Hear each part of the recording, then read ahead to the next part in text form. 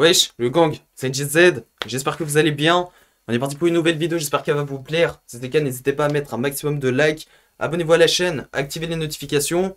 Aujourd'hui, on est parti pour l'histoire d'Houdini, un rappeur qui est parti assez tôt. Sur ce, la famille, 2000 likes, je vous souhaite un très bon visionnage. Et la prochaine vidéo arrive dans 2 ou 3 jours. This 12-hour murder.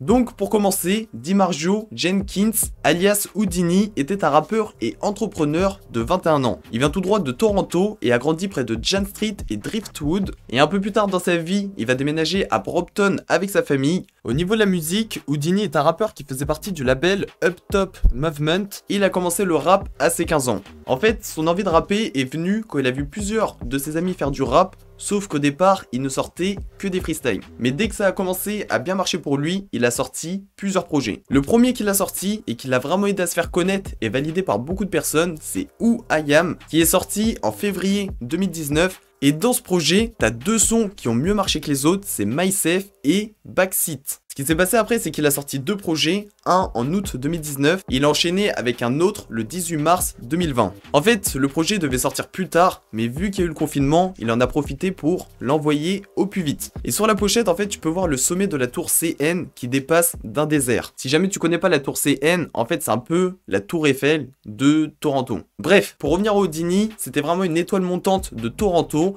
Rien qu'en 2019, il a été écouté plus de 20 millions de fois sur Spotify et fera partie des rappeurs canadiens les plus écoutés. Il a aussi collaboré avec Talib Twins et Burna Benz et a été validé par de nombreuses personnes comme Tory Lanez. Malheureusement, le destin va lui réserver quelque chose de très sombre.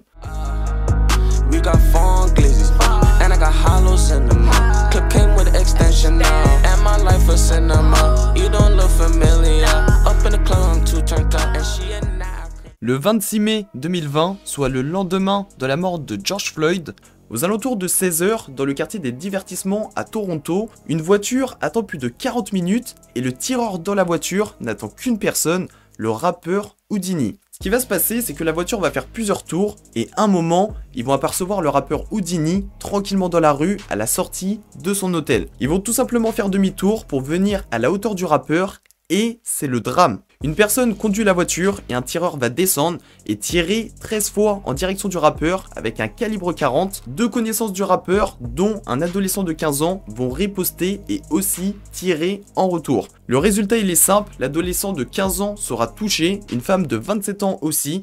Les deux vont être envoyés à l'hôpital. Malheureusement, le rappeur Houdini va prendre une balle et grâce à l'adrénaline, il va réussir à courir et quitter la rue. Quelques minutes plus tard, le rappeur va s'effondrer et va mourir à l'âge de 21 ans. Ce sera le 30e homicide de l'année. La police arrive sur les lieux et trouve plus de 23 douilles et la voiture sera aussi retrouvée plus tard dans la région de Wark. En faisant des recherches, ils vont aussi trouver 2 armes et beaucoup de personnes diront que cette histoire est en rapport avec les gangs.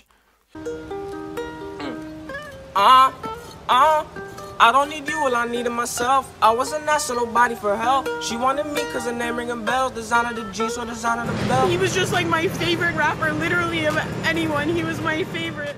Sauf que l'histoire n'est pas finie. En juin 2020, les équipes d'urgence sont appelées pour une fusillade près de l'autoroute 400 et 401. Et l'histoire, c'est que beaucoup de personnes se sont rejoints pour les funérailles du rappeur. Et malheureusement, à l'arrière du restaurant, ça va encore finir en fusillade. Comme tu peux voir sur la vidéo, rebelote, une voiture de couleur sombre se gare et un tireur sort et tire à plusieurs reprises sur le groupe. Et cette fois-ci, il n'y aura aucun mort, juste 2 blessés, 2 hommes d'une vingtaine d'années. Et la police sur les lieux, ils vont retrouver plus de 60 douilles. C'était vraiment un rappeur ambitieux qui avait pas mal de talent.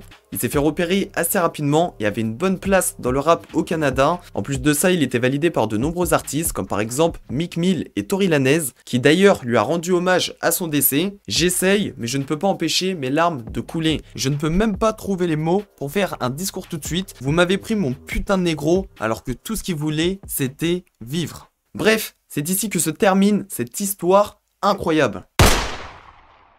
Bref, c'est la fin de la vidéo, j'espère qu'elle vous aura plu. Si c'est le cas, n'hésitez pas à mettre un like, abonnez-vous à la chaîne, activez les notifications. On se retrouve bientôt le gang.